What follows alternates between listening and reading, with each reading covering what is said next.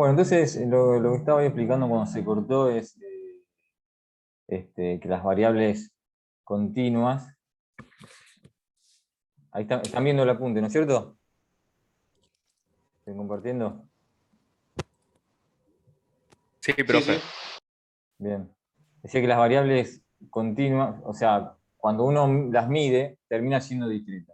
Siempre. Le puedo dar mayor precisión a los decimales, pero nunca voy a poder medir un número real, digamos, porque el número real tiene infinitas cifras decimales. Entonces es un concepto teórico, en realidad, los números reales en intervalo.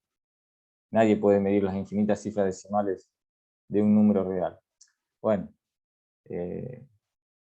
una cuestión, una aclaración con respecto a eso, pero acá lo que nos interesa es simplemente, bueno, como yo le decía, por la naturaleza de la variable uno se da cuenta ya si es discreta o continua, más allá después de cómo la mide. Entonces tenemos acá algunos ejemplos, bueno, es decir, y estos ejemplos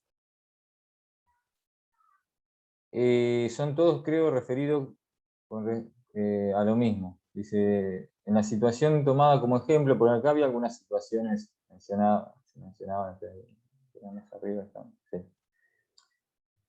Como decir, problemas que uno se le pueden presentar, situaciones, de donde ahí surge un problema. Entonces, había uno que decía controlar la calidad de las tuercas producidas. Bueno, parecido al ejemplo que yo decía de las barras de acero que se producen. Entonces, a la misma tuerca, digamos, a la misma unidad elemental, le puedo medir diferentes variables. Cumplimiento de la especificación, que sería como un sí o no. Cumple o no cumple. Esa es cualitativa. Tipo de acero, podría ser al carbono, al silicio, el magnesio. Cualitativa o categórica. Nivel de calidad, bajo, medio, alto, también cualitativa.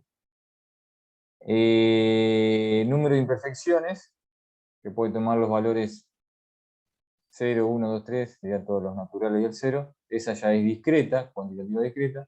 Y después tenemos peso, fuerza máxima que soporta la rosca, grosor, todas variables cuantitativas continuas. Los posibles valores, ¿cuáles son? Intervalos de 0 más infinito. No importa después cuáles sean los valores que termina tomando.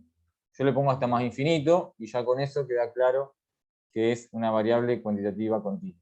O sea, no es que tengo que acotar este intervalo. No, es darnos cuenta nada más qué tipo de variable es. Sí, acá uno pone 0 porque sabe que estas variables no pueden tomar valores negativos, pero tranquilamente yo acá podría poner los números reales como posible conjunto y ya se entiende que es una variable Profe, cuantitativa continua. disculpe. Sí, ¿Por qué en el caso del número de imperfecciones, digamos, no tampoco, digamos, lo expresa así como un rango? porque el número de imperfecciones no puede ser cualquier número real, sino que es 0 imperfección, 1, 2, 3. Entonces, esto es completamente distinto Ah, a esto. está bien, perfecto. Son ¿Está bien? enteros, digamos, no son. Está bien, Claro, cuando uno lo expresa claro, así, esto es un intervalo de números reales. claro, claro. Bien, yo podría Gracias, poner, profe. por ejemplo, si yo pongo acá el intervalo 0, 1, esos son infinitos números que hay ahí. ¿Está bien? Cuando dice el Claro, intervalo claro, 0, 1, tengo infinitos valores entre 0 y 1. En cambio acá claro. solamente serían los enteros. Gracias, profe. Bueno, hasta ahí tenemos definido entonces lo que es la población unidad elemental, bueno, las variables y la clasificación de las variables. Otra definición que vamos a hacer, que yo algo dije antes, que yo decía, bueno, en el objetivo yo especifico que me interesa conocer algo de esa característica.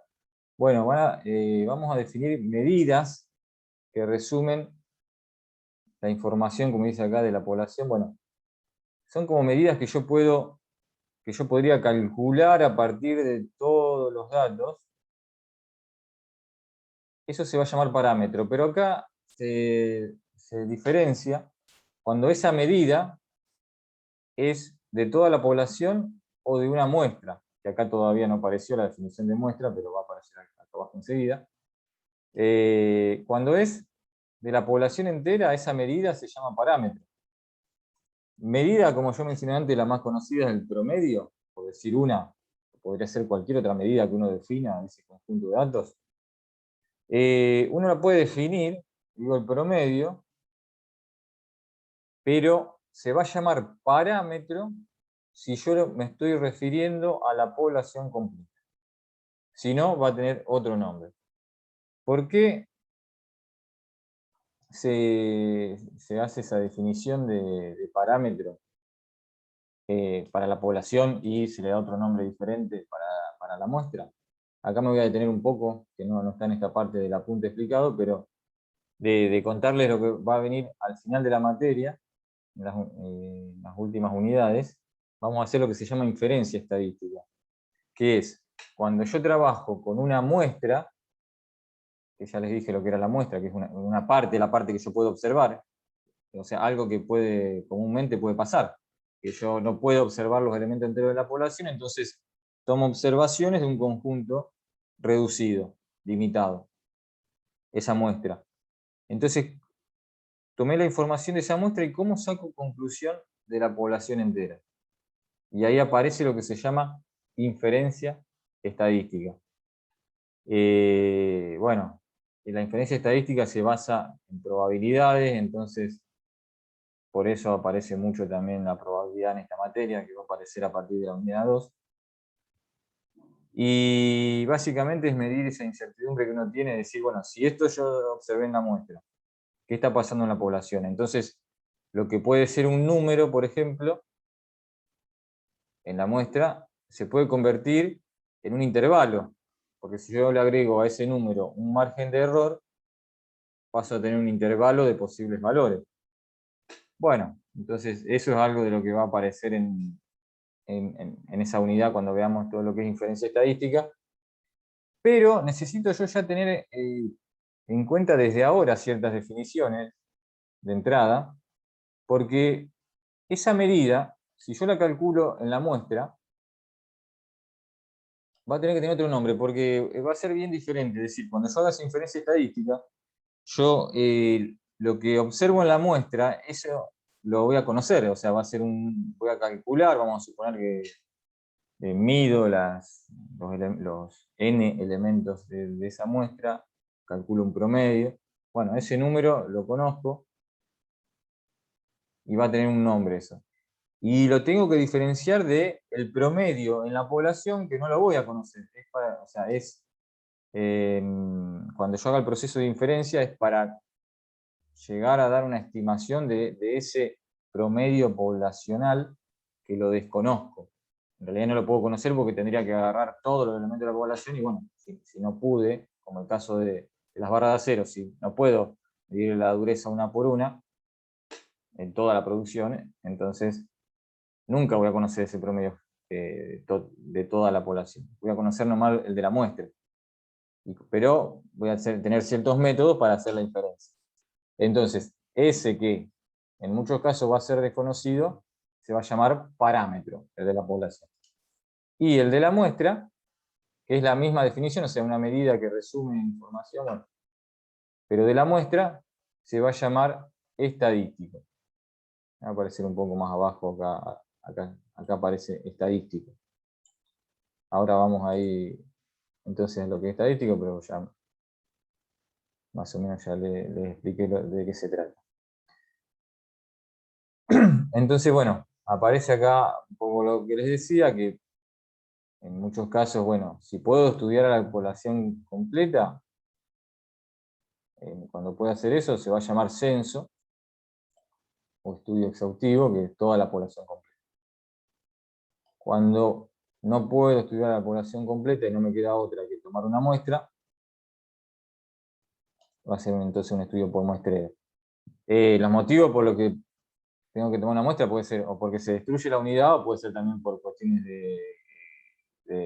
económicas o de tiempo, lo que fuese, cualquier limitación que uno tenga, que no me permite estudiar la población completa. Obviamente, si yo pudiera estudiar la población completa, se estudia, que va a ser siempre mejor. O también nos damos cuenta fácilmente que la muestra, cuanto más grande sea, mejor. Es decir, si tomo una muestra con más elementos, es mejor. Entonces, bueno, esa es también una pregunta que aparece en la parte de inferencia estadística, es decir, cuántos elementos necesito tomar, como mínimo.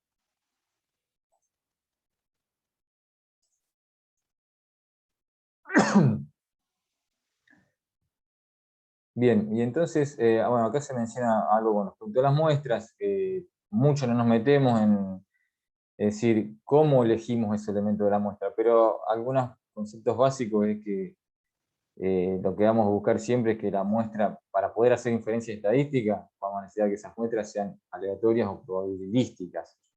Significa que elijo al azar los elementos, no elijo los que me queda más cómodo o los que me conviene. Cuando sean elegidos al azar los elementos de la muestra, yo voy a poder hacer inferencia. Después, bueno, muestras, bueno, o sea, lo contrario sean muestras por conveniencia, que mucho no van a servir porque no, toda la teoría que uno ve para poder hacer inferencia no me va a servir en ese caso. Y acá está lo que ya les dije, que sí, es el estadístico, que fíjense que se define igual que el parámetro. Nada más que aclaro que es para una muestra. En el otro era para una población y acá para una muestra. ¿Está? Entonces, es la misma, como decir, la misma definición, lo que cambia el nombre es según si se refiere a población o a muestra. Bueno, ejemplos, el promedio de una muestra, la proporción de esa muestra, es decir, la proporción sería como un porcentaje, es la proporción también. ¿Qué porcentaje cumple con la especificación? Y van a tener distintas simbologías, eso ya lo vamos a ver a partir de la semana que viene, cuando nos metamos en esa segunda parte de esta unidad 1, en lo que son todas las diferentes medidas que uno puede definir y qué información da cada uno. Pero va a tener distintas simbologías según si es estadístico o parámetro.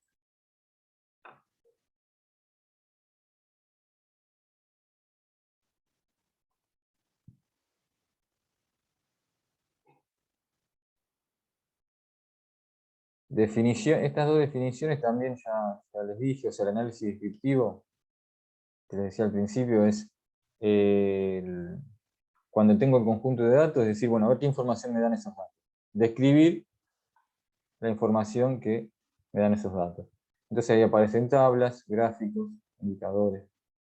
Esto ya es lo que nos metemos ahora enseguida. Arrancamos ahora en la unidad 1 con este tipo de cosas. Y acá no son conceptos muy complejos, sino es más ver cuáles son las técnicas, cómo interpretar los gráficos, los indicadores, qué información me dan. En cambio después, otra faceta, digamos, de la estadística, esto es lo que vemos al final de la materia, que ya les dije lo que era la inferencia estadística o análisis diferencial, que ahí sí ya requiere de tener toda una teoría, digamos, para poder llegar después a obtener intervalos de confianza, hacer pruebas de hipótesis. Y acá les comento que pruebas de hipótesis no lo estamos, o sea, figuran creo que se los dije el lunes pasado, que figuran en el programa de la materia, pero no lo venimos dando en los últimos años, a pruebas de hipótesis. Bueno, es una forma de hacer inferencia estadística. Acá lo que yo les decía que, bueno, esto, para una de las cosas que se utiliza la probabilidad es para hacer inferencia estadística. Y a partir de la unidad 2 ya arrancamos con probabilidad.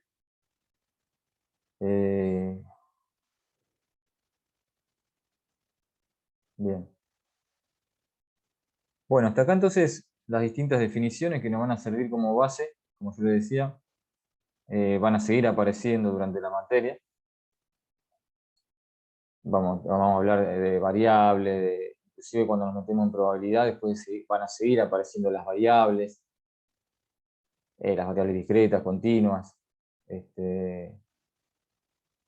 Vamos a hablar de una población, una muestra.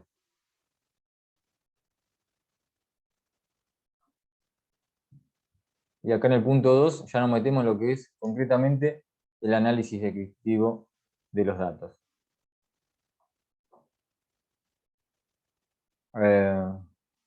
¿Cuánto llevaremos de tiempo? 15 minutos más o menos.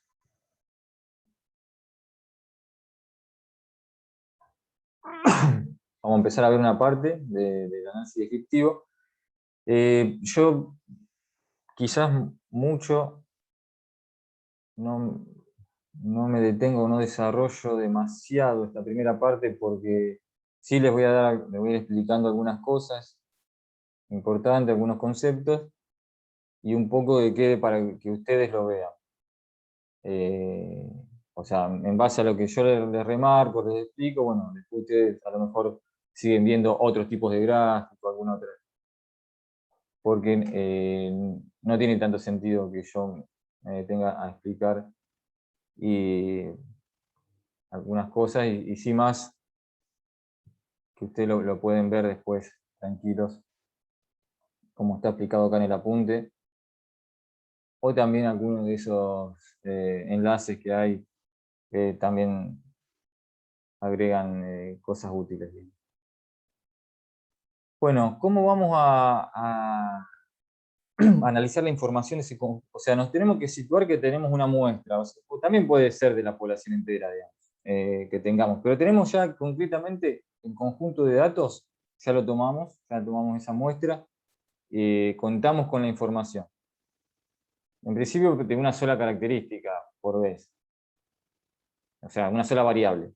Vamos a suponer que medimos una variable, tenemos n datos, o sea, sí, obviamente un conjunto concreto, finito de datos, puede llegar a ser que sea una población que tenía n elementos, una población finita, o no.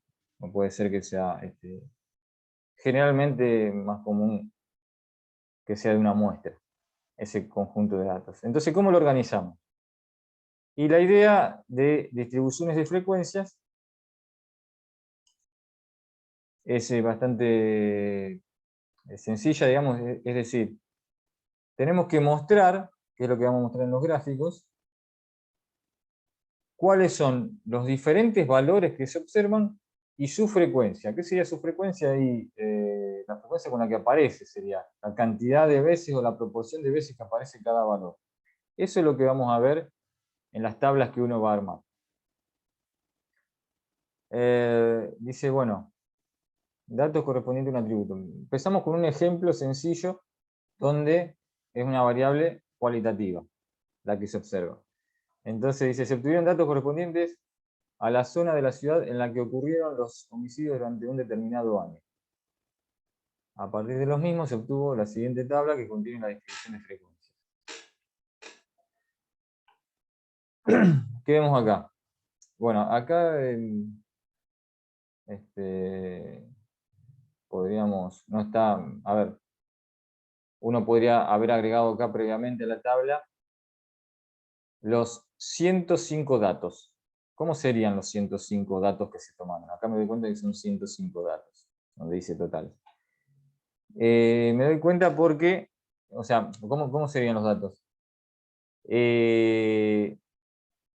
Dice, correspondiente, dice la información, a la zona donde ocurrieron los homicidios. Entonces, yo básicamente, bueno, un ejemplo medio feo, no sé, pero es decir, cada homicidio, ¿yo qué dato le tomo? ¿En qué zona fue?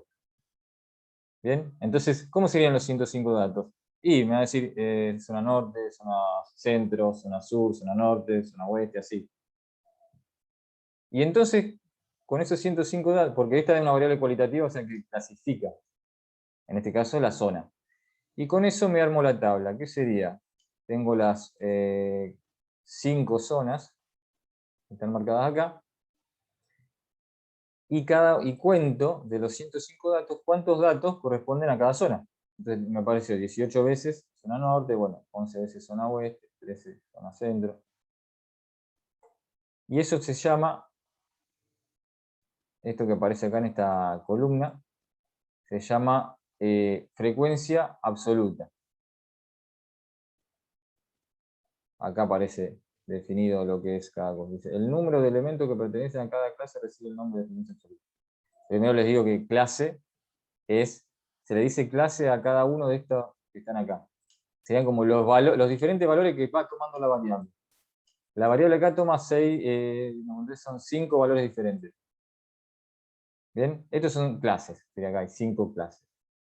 Se le llama así. Y al lado entonces tengo la frecuencia absoluta, que es el número de elementos que pertenecen a cada clase del total. Y en esta otra columna tengo esto se llama frecuencia relativa, que es la frecuencia absoluta, 18 en este caso, dividido 105, o sea, dividido el total. Entonces yo hago 18 dividido 105, me da 0,171. Esa es la frecuencia relativa, que corresponde a zona norte. Entonces, zona norte corresponde 18 frecuencia absoluta, 0,171 frecuencia relativa. Y la frecuencia relativa es como un porcentaje si lo multiplico por 100. Si yo corro del lugar de la coma, me queda 17,1. Bueno, es un porcentaje. Cada uno de los que están acá. 17,1% de los homicidios son en zona norte. 10,5% son en zona oeste. 12,4% en zona centro. 32,4% en zona sur. Entonces, 32, ¿cómo salió este? 34 dividido 105. Y entonces ahí tenemos todas las frecuencias relativas que suman 1. Que sería el 100%. Como todas estas frecuencias absolutas suman 105, todas estas frecuencias relativas suman 1. Todos estos porcentajes tienen que sumar el 100%. Entonces, a ver, lo que decíamos antes, dice, para definir la población bajo estudio se va a hacer referencia al objetivo definido. En este ejemplo se supone, quizás no está escrito acá bien cuál era el objetivo, bueno, se supone que se quiere estudiar solo los homicidios de un año, porque fue el periodo de tiempo en el que obtuvo como jefe policial una determinada persona. Bueno, entonces, ya el objetivo está referido a ese año. Entonces, es la población entera, los 5 homicidios que ocurrieron en ese año. La población. Unidad elemental cada homicidio, que es el que a lo que se le mide la característica. ¿Cuál es la característica? La zona donde ocurrió el homicidio.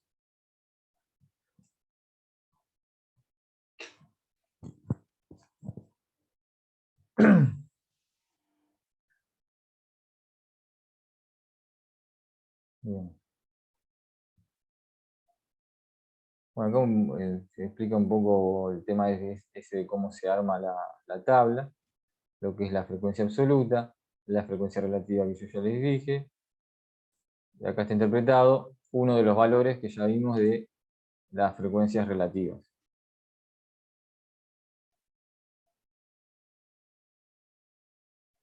Bueno, después que armamos la tabla, pasamos a un gráfico que muestre la información de esa tabla. Entonces, estas frecuencias, ya sean las absolutas o las relativas, en realidad las dos son como proporcionales, o sea, me van a mostrar más o menos lo mismo. Es decir, acá el valor más alto es 34, el porcentaje más alto, y así con todos los valores. O sea, lo puedo hacer con cualquiera de las dos columnas. Y este es uno de los gráficos posibles. El gráfico circular de los sectores, o gráfico de torta, como se le dice, que me muestra la cantidad de cada zona, del total. Y este es otro gráfico de barras. Tengo la frecuencia de correspondiente a cada zona. Tiene ciertas características el gráfico de barras. por ahí hay otros gráficos que también uno dibuja una barra así, pero es completamente diferente. Este gráfico de barras, por ejemplo, en este caso, como es algo cualitativo, no importa el orden, o sea, yo podría ubicarlas acá las 5 zonas en cualquier orden, y hay una separación entre las columnas. Después vamos a ver otro gráfico que no hay separación entre las columnas. Y entonces, como les decía, el alto de cada columna es proporcional a la frecuencia. En este caso absoluta, podría haber sido también la relativa. Y diagrama de Pareto es otro gráfico parecido al de barras. Yo no me refería a este que decían que podían estar juntas las barras. Hay otro gráfico diferente para otro tipo de variable que también se hacen barras así. Pero bueno, este gráfico, el de Pareto, es muy parecido al de barras. Nada más que se ordena de mayor frecuencia a menor frecuencia. Se suele utilizar cuando se clasifica por motivo de falla o causa de la falla de algo, en situaciones de ese tipo, y uno quiere marcar las causas más frecuentes, está ordenado de mayor frecuencia a menor frecuencia. O sea, acá hay otro ejemplo de otra tabla con la frecuencia al lado. En principio no lo tengo ordenado y acá se ordena de mayor frecuencia a menor frecuencia. Bien. Bueno, esto es lo que yo le decía, no me voy a extender mucho, o sea, después ustedes lo ven más en detalle, cómo es el gráfico y todo eso. Cuando pasamos la variable cuantitativa discreta, acá sí tenemos los datos uno por uno. En este ejemplo dice, un distribuidor de aspiradoras registra el número de unidades vendidas por día durante un periodo de 50 días. Entonces fíjense que la característica que se observa es el número de unidades vendidas por día. Más abajo va a estar todo definido o no, o está acá. Con la variable, bueno. La unidad elemental. A ver, alguien de ustedes que me diga, en este ejemplo, ¿cuál es la unidad elemental? Aspiradoras puede ser. No. ¿Aspiradora, decía vos? El Sí. número de unidades vendidas por día. Esa es la variable. Yo creo que un día, profe. Los días. Un día de venta, sí. Bien. Cada día de venta. Es cada unidad elemental. O sea, ¿este dato a qué se refiere? A un día. Este otro dato a otro día. Es decir, un día se vendieron 84, otro día 88. Y la población, bueno, con esto que está acá en realidad uno no puede decir cuál es la población porque hay que hacer con el otro que se suponía un objetivo, ahí que se agregó. Pero podría ser, si, digamos, si uno se refiere a las ventas en general que se van produciendo de aspiradoras, o sea, en ese distribuidor, esto es una muestra de 50 días. Pero bueno, o sea, dependiendo del objetivo, puede ser una muestra o la población entera también. Acá tenemos la tabla entonces, la tabla de frecuencia, que ya habíamos visto para la cualitativa, bueno, acá para la cuantitativa discreta. Y tenemos los valores que toma la variable. Entonces acá ya no son como antes que eran zonas, que eran palabras, acá son valores ya. Entonces van a ir los valores desde el más chico al más grande que aparece acá. Entonces si nosotros acá ordenáramos, buscáramos todos los datos, obtenemos que va desde 84 hasta 94, el más chico al más grande. Entonces los tenemos ahora sí ordenados y tenemos la frecuencia de cada dato. La frecuencia absoluta. Es decir, cuántas veces se repite acá cada dato. En total, acá hay un error. Estoy viendo, 502 dice. Bueno, 52 o 50, 50 días. Ahí se metió un 2. Bueno. 50 datos en total, que suman todas estas frecuencias que están acá. Fíjense que el 0 se escribe, digamos, el 93 tiene 0, y va a estar en el gráfico también. O sea, sería que 93 no apareció ninguna vez, pero lo escribo acá también. Al lado la frecuencia relativa, sería 2 sobre 50, me da 0,04 o el 4%. Y le agregamos dos columnas, cuando la variable es cuantitativa, que son estas mismas dos, pero acumuladas. Sería frecuencia absoluta acumulada y frecuencia relativa acumulada. ¿Qué sería acumulado? Voy acumulando de arriba hacia abajo, voy sumando las frecuencias absolutas, por ejemplo, 2, o sea, voy sumando la frecuencia absoluta, arrancando en la fila de arriba, entonces queda igual. La acumulada hasta 84 es 2. En la fila siguiente ya sumo las dos primeras, 2 más 4, 6. En la tercera sumo las tres primeras, 2 más 4 más 3, o sea, 6 más 3, 9. Y así, le voy sumando la que sigue, voy acumulando. Hasta que cuando llego al final, ya acumulé 50. Le sumé todas las frecuencias, en total. Y con la frecuencia relativa hago lo mismo, voy acumulando hacia abajo, pero con las frecuencias relativas. ¿Sí? Esta frecuencia relativa acumulada. Entonces, ¿cómo interpretamos valor 10? Acá abajo tienen las interpretaciones de una fila en particular. En este caso está hecho para esa que yo marqué justo. 10. Hay 10 días en los que se vendieron 88 aspiradoras. Fíjense que yo digo 10 días, no digo 10 aspiradoras. No, porque la unidad elemental, ¿cuál era? El día. Entonces, todos estos valores se tienen que referir a días. Es a lo que le estoy midiendo el dato. Entonces, 10 días se vendieron 88 aspiradoras. El 20% de los días se vendieron 88 aspiradoras. ¿Bien? Los dos valores, bueno, se refieren a días que pasó ese valor. Y después, la acumulada, como yo sumé todas las frecuencias absolutas hasta esa fila, y me dio 26, a ver, ¿cómo sería 26? Alguien que me diga cómo se interpreta ese 26.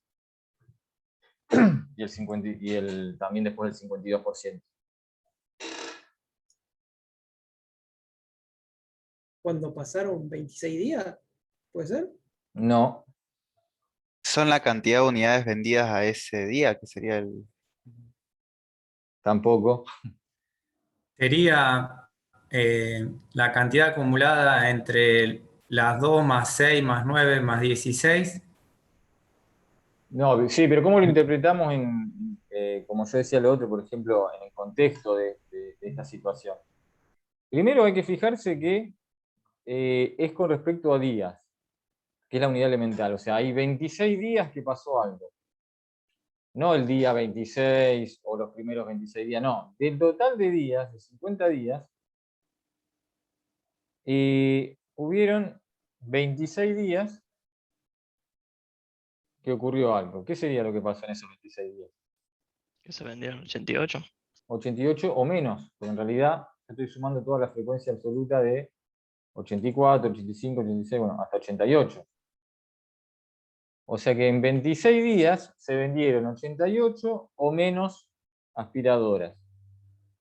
O se vendieron como máximo 88 aspiradoras en cada uno de esos 26 días. Ahora, acá no tiene nada que ver el tiempo, porque en las tablas de frecuencias yo analizo justamente la frecuencia de cada dato, no el orden del tiempo. Porque, digamos, en el primer ejemplo no aparecía, bueno, también los homicidios se pueden ordenar por tiempo, pero no sé, acá como uno mide la unidad elemental es cada día, pareciera que podría ordenarlos por orden cronológico, digamos. o a lo mejor estos datos están ordenados acá por orden cronológico. Pero eso no lo veo en la tabla de frecuencias.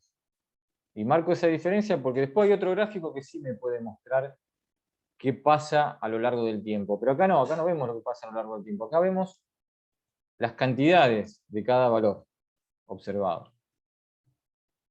¿Bien? En cualquier tabla de frecuencias. Así que no tiene nada que ver con los primeros 26 días o con el día número 26 ni nada de eso. Sino decir, del total en cuántos días pasó tal cosa. Bueno, me estoy apurando un poco para redondear antes que se corte esta reunión. Ahí ya termina la clase, digamos. ¿Bien? Bueno, acá y después bueno, seguimos el lunes que viene con lo que son las variables continuas, que es lo que falta. Este gráfico me muestra esta tabla. Después ustedes mírenlo. Es decir, todas estas frecuencias que están acá, que nosotros vemos el valor más alto acá, el 10 y el 9, acá lo vemos 10, la frecuencia 10 y 9, que en realidad era el valor 88 y 89.